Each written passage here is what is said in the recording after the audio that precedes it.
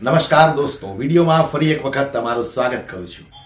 આમ આદમી પાર્ટીના ધારાસભ્ય અને આદિવાસી સમાજના લોકલાડીલા એમએલએ ચેતર વસાવા જે રીતે એમને ખોટા કેસમાં ફસાવવામાં આવ્યા છે, ત્યારે ફરી એક વખત આજે આમ આદમી પાર્ટીના તમામ કાર્યકર્તાઓ નેતાઓ એક થયા છે અને છોટાઉદેપુરની અંદર કલેક્ટરને આવેદન પત્ર પણ આપ્યું છે. અને ત્યાર પછી ચેતર વસાવાના માનમાં એક સભા ગોઠવવામાં આવી. આ સભાની અંદર જે ગોપાલ ઇટાલિયાએ ભાષણ કર્યું છે અને ભારતીય જનતા પાર્ટી પર જે આકરા પ્રહારો કર્યા છે, સૌથી પહેલા દોસ્તો આપણે ગોપાલ ઇટાલિયાનું આ ભાષણ સાંભળવું છે. જે રીતે ગોપાલ ઇટાલિયા ફરી એક વખત ગુસ્સે થયા છે અને ભારતીય જનતા પાર્ટીના જે ડૂચા કાઢ્યા છે, સૌથી પહેલા આપણે ગોપાલ ઇટાલિયાને સાંભળીએ. ચૈતરભાઈના નેતૃત્વમાં આમ આદમી પાર્ટી સાથે શું કામ જોડાયા? ગુજરાતની જનતાનું ભલું કરવા માટે આમ આદમી પાર્ટી સાથે જોડાયા. પૈસા ખાવા હોય, ગ્રાન્ટ જોતી હોય, ટેન્ડર જોતા હોય, કોન્ટ્રાક્ટ જોતા હોય, બંગલા ગાડી જોતું હોય તો ક્યાં જોડાવાય? ભાજપમાં જોડાવાય. પણ જે ભાજપ છોડી અને આપમાં જોડાય તો સમજી લેવાનું કે આ ગુજરાતના છેવાડાના માણસોનું કંઈક સારું કરવા માટે આવ્યા છે. અને ચૈતરભાઈના નેતૃત્વમાં હજારો લોકો અહીંયા આમ આદમી પાર્ટીમાં જોડાઈ રહ્યા છે. એનાથી ભાજપને ગમ્યું નહીં કે આમને આમ ચૈતરભાઈની પાછળ લોકો જોડાતા જાય તો ભાજપ વાળાની શું હાલત થાય, એટલે ડરીને ચૈતર વસાવાને જેલમાં પુરાવાનું કામ કર્યું છે. તમે વિચારો કે કેટલાય વર્ષો પછી એક તો એવો નેતા મળ્યો કે જે આપણી વાત રોજ બોલે. એની પાર્ટીની વાતો કરનારા નેતા તો જથ્થાબંધ છે. રોજ જાગીને મોદી મોદી દાંતણ કર્યા વગર ચોંટે છે. પોતાનું જ તે મન કી બાત ને ધન કી બાત ને ધન કી બાત ને આવું બધું ઠોક ઠોક કરે. પણ તમે સમજો કે રોજ સવાર પડે અને ગુજરાતના આદિવાસી સમાજના છેવાડાના માણસની ચિંતા કરતું વક્તવ્ય આપે એવો એકમાત્ર માણસ હોય તો એ ચૈતરભાઈ વસાવા છે. પાર્ટીનું કામ તો એ કરે છે, હું કરું છું, અમે બધા કરીએ. પાર્ટીનું કામ તો કરવાનું જ, પણ સમાજનું કામ એ જ તો પાર્ટીનું કામ છે. માત્ર પાર્ટીનું કામ નહીં, જનતાનું કામ, માણસનું કામ, લોકોનું કામ, એ જ તો પાર્ટીનું કામ. આદિવાસી સમાજના અનેક મુદ્દાઓ વર્ષોથી દબાઈ ગયા હતા. નેતા તો જથ્થાબંધ બન્યા, ભાજપમાંથી કોંગ્રેસમાંથી સાંસદો બન્યા, ધારાસભ્યો બન્યા, બોર્ડ નિગમના ચેરમેનો બન્યા, તાલુકા જિલ્લા પંચાયતના સભ્યો બન્યા. પણ મુદ્દા કોને ઉઠાવ્યા? એકમાત્ર વ્યક્તિનું નામ જો આવે તો એ ચૈતરભાઈ વસાવાનું નામ આવે કે એને મુદ્દા ઉઠાવ્યા. એને સમાજના દરેક પ્રશ્નોને વાચા આપી, સમાજની વચ્ચે જઈને અને સરકારની સામે જઈને વિધાનસભાઓની અંદર ઊભા થઈને બધી જ જગ્યાએ સમાજના મુદ્દાઓને વાચા આપવાનું કામ કર્યું. ભાજપને પસંદ ન આવ્યું. મને તમે એમ જવાબ આપો કે ચૈતર વસાવાને ધારાસભ્ય કોણે બનાવ્યા? લોકોએ કે લોકોએ બનાવ્યા ને? લોકોએ બટન દબાવ્યું, સમાજે બટન દબાવ્યું તો એ માણસ ધારાસભ્ય બન્યા. ધારાસભ્ય જનતાએ બનાવ્યા છે. એવું નથી ગડકો દડકો દહીં દડકો બની ગયો ધારાસભ્ય, એમ નહીં બને કોઈ. સમાજ જેને પ્રેમ કરે, લોકો જેને આશીર્વાદ આપે, એ માણસ ધારાસભ્ય બને. ચૈતર વસાવાને ગુજરાતભરના આદિવાસી સમાજે અને ડેડિયાપાડાના લોકોએ આશીર્વાદ આપ્યા છે, કામ કરવાના આશીર્વાદ આપ્યા. એને કામ કર્યું અને જેલમાં પૂર્યા તો સજા તો લોકોને પણ થઈ ગણાય ને. લોકો પાસેથી ચૈતરભાઈને છીનવી લેવાનું કામ કોણે કર્યું? માંડ આપણને એક સારો નેતા મળ્યો, એ છીનવી લીધો સજા.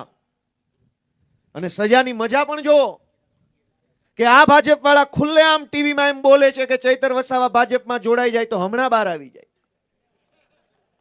એનો અર્થ શું થયો? કે ભાજપનો પટ્ટો ગળામાં ઘાલીને બળાત્કાર કરો, ખૂન કરો, ચોરી કરો, ચપાટી કરો, કઈ વાંધો નહીં, પણ ભાજપની સામે રહી અને ગરીબ માણસનો હાથ પકડશો, ગરીબ માણસનું આંસુ લૂછવાનું કામ કરશો તો જેલમાં પૂરશે. ભાજપની સામે રહીને કોઈનું આંસુ નહીં લૂછવાનું. ભાજપમાં જોડાઈને કરો બળાત્કાર તો તરત જ તે હર્ષ સંઘવી શાબાશી આપશે, બહુ શાનદાર કામ કિયા. એનો અર્થ એ થયો કે ચૈતર વસાવા ભાજપમાં જોડાય તો સજા માફ, અને ભાજપમાં ન જોડાય તો જેલમાં પૂરી દેવાનો. મુદ્દો હવે ચૈતર વસાવા નથી, મુદ્દો વ્યવસ્થા આખી કેવી રીતે હાલે છે એનો મુદ્દો હવે તો આવ્યો. ચૈતર વસાવા મુદ્દો નથી, મુદ્દો એમ છે કે ભાજપ ધારે તો જેલમાં, ભાજપ ધારે તો મહેલમાં, ભાજપ ધારે તો સડક ઉપર, ભાજપ ધારે તો આસમાનમાં. એમ નહીં હાલે. જનતા જેને આશીર્વાદ આપે એ જ વિધાનસભામાં, એ જ મહેલમાં બેસશે, અને જનતા જેને આશીર્વાદ નહીં આપે એ ઘરે બેસશે. એમ વ્યવસ્થા હોવી જોઈએ. ભાજપ વાળા એવું કે છે કે ચૈતરભાઈને અમે સમજાવીએ છીએ, જોડાઈ જાઓ. દોસ્તો, મારું તમને એટલી જ વિનંતી છે કે આ લોકોને અભિમાન શેનું છે? ભાજપના લોકોને અભિમાન શેનું છે? નિરંજનભાઈએ કીધું કિડનેપિંગ થયા અહીંયા તો છોટાઉદેપુરમાં, પછી રાઇફલો ઉડાડી હવામાં, પેલું બંદૂકો. બિહાર જેવો માહોલ. આપણે બિહાર ન જઈ શક્યા હોય તો અહીં છોટાઉદેપુર આવીને ભાજપ વાળાને સરઘસ જો તો ખ્યાલ આવી જાય કે સરસ, બિહારમાં આવું જ છે. એવી વાત થઈ. અહંકાર શેનો છે? અભિમાન કેમ છે આટલું બધું? અભિમાન એટલા માટે છે કે આપણામાંથી જ કેટલાક લોકો દર ચૂંટણીમાં વારંવાર ભાજપ ભાજપ ભાજપ બટન દબાવે છે. હવે એને હવા ભરાઈ ગઈ છે કે આ તો આપણા બાપાનું છે. એવી હવા આવી છે એનામાં. અને હવા કાઢવાનું કામ કોણ કરી શકે? જનતા કામ કરી શકે. જનતા જે દિવસે જાગે તો ગમે એની હવા કાઢી નાખે. દિલ્હીમાં જોયું ને, થઈ ગયું ને પંચર. દેશમાં એવું કહેતા હતા ભાજપના માણસો, સાંભળજો ધ્યાનથી, કે આ ભાજપના માણસો દેશમાં એવું કહેતા હતા કે આ તો નરેન્દ્ર મોદીની ભાજપની સરકાર છે, એની સામે ના બોલાય, તમને આમ કરી નાખે, તેમ કરી નાખે. અને દેશભરના જુવાનિયાઓ હામાં હું પડ્યા કે રાતે 12 વાગે આવીને વિડિયા બનાવવા પડ્યા. 12 વાગે તો આખું ગામ હુઈ જાય, જોવા વાળા ન હોય. 12 વાગે વડાપ્રધાન સાહેબે વિડીયો બનાવ્યો અને દેશના યુવાનોને સંબોધન કર્યું. અને મજા જુઓ, ભણેલા માણસમાં અભણ માણસમાં આટલો ફરક પડે. જંતર મંતર ઉપર જે છોકરાઓ આંદોલન કરતા હતા, એ આંદોલનની ત્યાં લગભગ 8, 10, 15, 20 હજાર છોકરાઓ ત્યાં રાતે બેઠા હતા આંદોલનમાં. એ આખા વિસ્તારમાં ઇન્ટરનેટ સરકારે બંધ કર્યું અને પછી પાછો 12 વાગે વિડીયો મૂક્યો. કેમ જોવો? તમે જે વિદ્યાર્થીઓને સંબોધન કરો છો, વિડીયો બનાવીને આંદોલન કરતા જે વિદ્યાર્થીઓ સુધી તમારી વાત પહોંચાડવા માંગો છો, એ છોકરા જ્યાં બેઠા ત્યાં ઇન્ટરનેટ નથી, આ બાજુ ભાષણ ચાલુ છે. કોણ આને સમજાવે? થોડુંક ભણવા ગણવાનું રાખો તો ખબર પડે કે તમે વિડીયો બનાવો, જોવા વાળા બેઠા ત્યાં ઇન્ટરનેટ નથી, શું કરવાનું? હવે આખા છોટાઉદેપુરમાં ઇન્ટરનેટ બંધ કરીને વડાપ્રધાન ગમે એમ ભાષણ કરે, કેમ સાંભળવું? પણ જનતાની તાકાત કેવડી મોટી છે. જનતાની તાકાત એવડી મોટી છે કે જે ભાજપ વાળા એમ કહેતા હતા કે અમારી સરકારોમાં રાજીનામા ન હોય કોઈ દિવસ, આ ભાજપ સરકાર છે, અડધી રાતે રાજીનામા આપીને રવાના થઈ ગયા અને કોઈને કહેવાય નથી આવ્યા. તો આખા આંદોલનમાંથી મને એમ લાગે છે કે 3 વસ્તુ શીખવા જેવી છે. આંદોલન તો આપણા દેશમાં થયું, આપણા જ જનતાના મુદ્દા ઉપર થયું, અને પાર્ટીનું નામ કેવું? કોકરોચ જનતા પાર્ટી. હવે તો એવું થઈ ગયું જે મુદ્દો આવે એ મુદ્દો આગળ ને વાહે જનતા પાર્ટી લખીને ચાલુ કરો એટલે ઉપાડી જ લેવાનું. હમણાં ઇથેનોલ જનતા પાર્ટી બની. હવે ઇથેનોલ નો મુદ્દો, ગાડીમાં ઓલું નકલી પેટ્રોલ ગાલે છે, જેમ મોટા રૂપિયા લઈ લઈને ગાડીઓ ખરાબ થઈ ગઈ છે.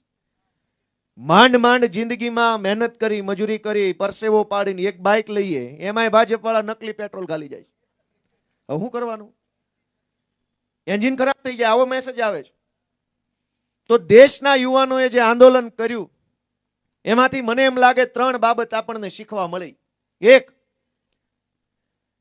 કે ભાઈ ટીવીમાં બેઠેલા પત્રકારો જે છે એને એમ હતું કે અમે બતાવીએ તો જ બધું દેશમાં હાલે, તમારો કુકડો બોલે તો દેશમાં હવાર પડે, નકર ન પડે. ના ભાઈ ના, એવું કાંઈ ન હોય. આ જેના હાથમાં મોબાઈલ છે ને એ બધા પત્રકાર છે. જેના હાથમાં મોબાઈલ ઈ પત્રકાર, જેના ખિસ્સામાં મોબાઈલ ઈ પત્રકાર, જેને વિડીયો ઉતારતા આવડે ઈ પત્રકાર. અને એવડી મોટી તાકાત, મોબાઈલની તાકાત ખુલીને બહાર આવી. વડાપ્રધાને આમ મોબાઈલ રાખીને રાતે વિડીયો બનાવ્યો. હેલો ફ્રેન્ડ્સ, જાવું તું ને તમારા ટીવીમાં, ત્યાં જઈને બોલવું હતું ને, 15 વર્ષથી ઉપાડો લીધો ટીવીમાં આવીને. હિન્દુ, મુસલમાન, ભારત, પાકિસ્તાન, દેશ વિરોધી, ગદ્દાર, રાષ્ટ્રદ્રોહી, deep fake, deep China state, Soros, બહુ ટીવીમાં આવીને ઉપાડો લીધો. રાતે 12 વાગ્યે તમારા ટીવી વાળા કામમાં ન આવ્યા, અમારો મોબાઈલ તમારા કામમાં આવ્યો. વાત સાચી કે ખોટી? ટીવીમાં બેસીને પત્રકારો દેશના યુવાનોને ગાળું દેતા હતા કે આ વિદેશી હાથો બનેલા છે. ક્યાંથી ભાઈ હાથો બન્યા? છોકરા અમારા છે. વિદેશનો હાથો ક્યાંથી? એટલો લાંબો હાથો કોની પાસે છે?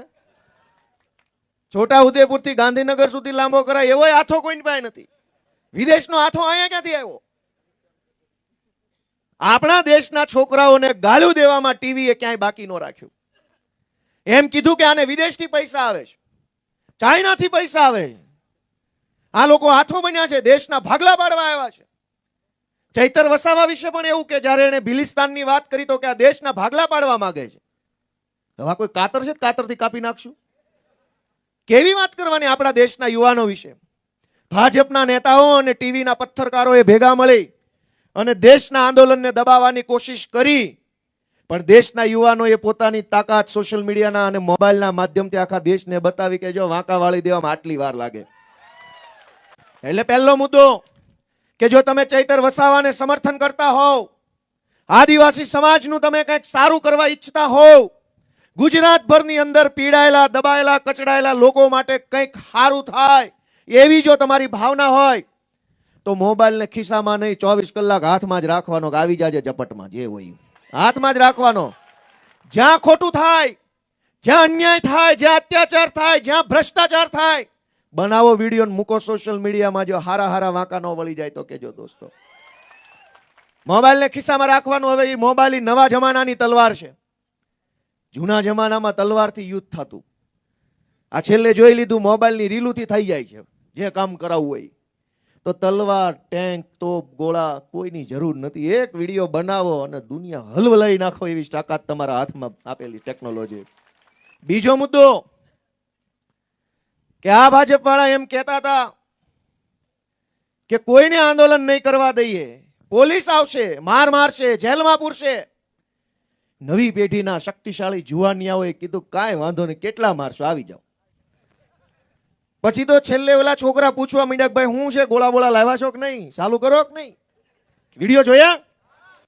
છોકરાઓ ઓલાને પૂછતા હતા, યુનિફોર્મ વાળાને, કે કાંઈ પાણી, વોટર કેનન લાવ્યા હોય તો ચાલુ કરો, નાવાનું ચાલુ થાય. સરકાર તમને ડરાવી દે. અને સરકાર કોઈ પણ પાર્ટીની શું કામ બનાવવાની? એટલા માટે કે આપણને ડરાવે. સરકાર તો આપણને હૂંફ આપવા બનાવીએ, આપણને હિંમત આપે એટલે બનાવીએ, આપણને સાથ આપે એટલે સરકાર બનાવીએ. અહીંયા તો ઊંધું છે. જેની સરકાર બનાવીએ આપણને દબાવે.